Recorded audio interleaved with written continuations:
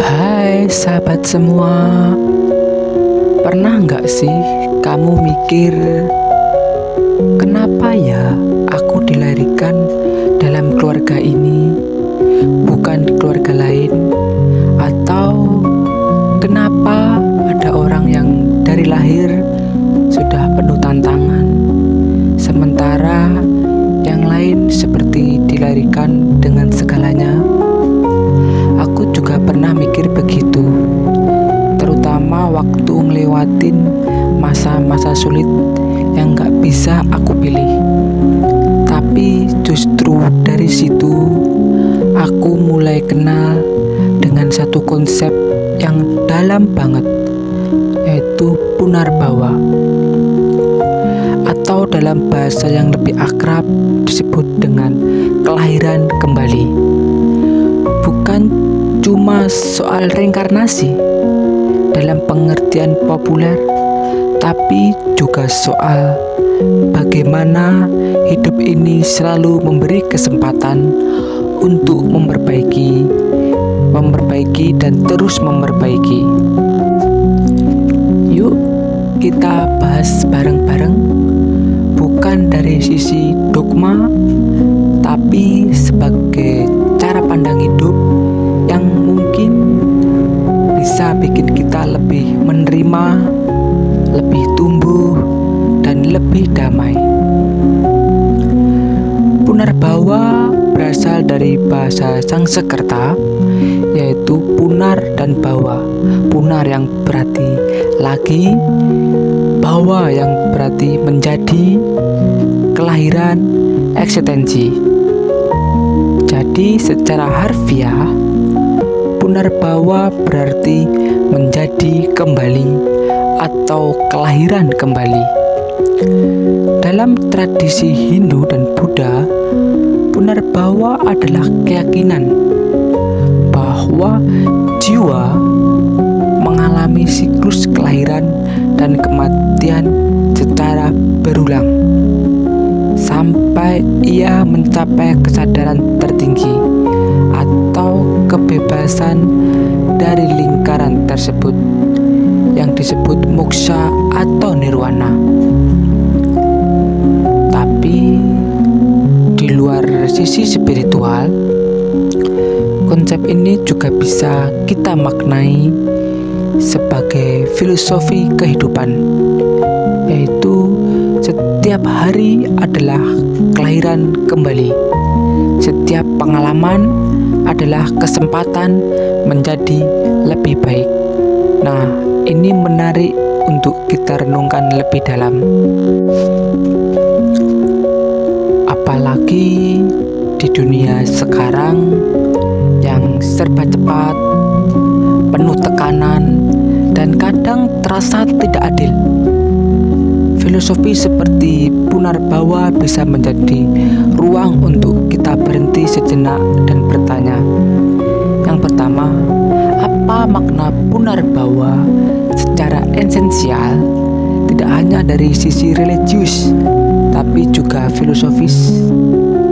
Yang kedua, kenapa konsep kelahiran kembali penting untuk kita pahami dalam konteks hidup modern. Dan yang ketiga, bagaimana Punarbawa bisa menjadi dasar untuk kita memperbaiki hidup, berdamai dengan masa lalu, dan melangkah lebih bijak ke masa depan. Memahami Punarbawa lebih dalam. Punarbawa tidak hanya berbicara soal reinkarnasi secara literal, ia juga bisa dimaknai sebagai siklus transformasi jiwa dari satu fase ke fase lain, dari penderitaan ke kesadaran, dari ketidaktahuan ke pemahaman, dari ego ke keikhlasan. Dan dalam kehidupan nyata, bukankah kita juga selalu lahir kembali? Saat kita belajar dari kesalahan, memaafkan masa lalu, saat kita bangkit dari keterpurukan.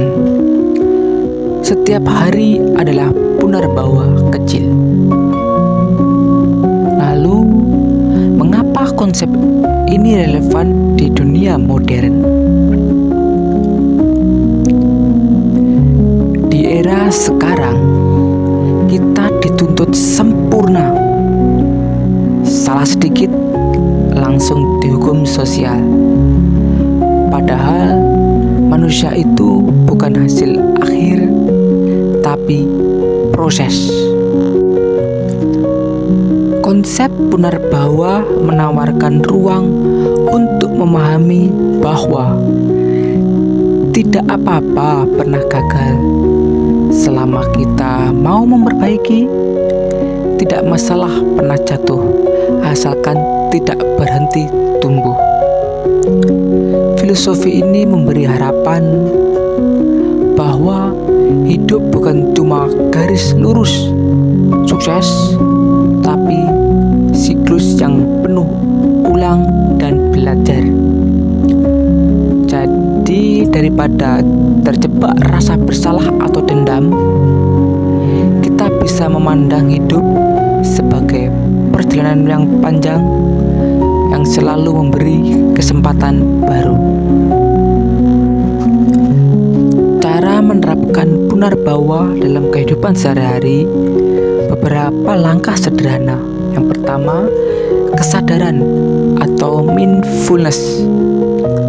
Mulai hari dengan menyadari, hari ini aku lahir kembali. Aku punya kesempatan baru. Yang kedua, berdamai dengan masa lalu. Jangan bawa kesalahan kemarin ke hari ini. Punarbawa mengajarkan bahwa masa lalu bukan tempat tinggal, tapi tempat belajar. Yang ketiga, jangan menghakimi diri atau orang lain. Kita semua dalam proses menjadi. Kalau hari ini kamu lihat seseorang berbuat salah, bisa jadi itu bagian dari perjalanan punarbawanya menuju kebijaksanaan. Yang keempat, berani mengubah arah hidup. Jika kamu merasa sudah terlalu jauh dari jati diri, ingat, kamu selalu bisa lahir kembali, bahkan di usia berapapun. Punarbawa bukan sekedar konsep spiritual. Ia adalah cermin kehidupan, bahwa kita selalu diberi kesempatan kedua, ketiga, bahkan 1000 kali. Kalau kamu masih bernapas, kamu masih bisa memperbaiki. Kalau kamu masih sadar, kamu masih bisa bertumbuh. Dan kalau kamu masih mau berubah, semesta akan membuka jalan. Jadi daripada sibuk menyalahkan masa lalu, lebih baik kita tanya, apa versi terbaik dari diriku yang bisa aku lahirkan hari ini? Kalau kamu merasa video ini menggugah cara pandangmu, kalau kamu merasa kita semua butuh lebih banyak ruang untuk tumbuh, untuk memaafkan, dan untuk memperbaiki, klik subscribe sekarang juga. Tekan tombol likes, share ke teman-temanmu yang mungkin sedang berada di titik butuh harapan baru, dan tulis di kolom komentar apa bentuk punarbawamu dalam hidup yang paling berkesan. Aku pengen banget baca perjalananmu, karena menyebarkan pengetahuan juga bagian dari punarbawa, kelahiran kembali melalui berbagai makna. Sampai jumpa di episode berikutnya. Tetap tumbuh, tetap sadar.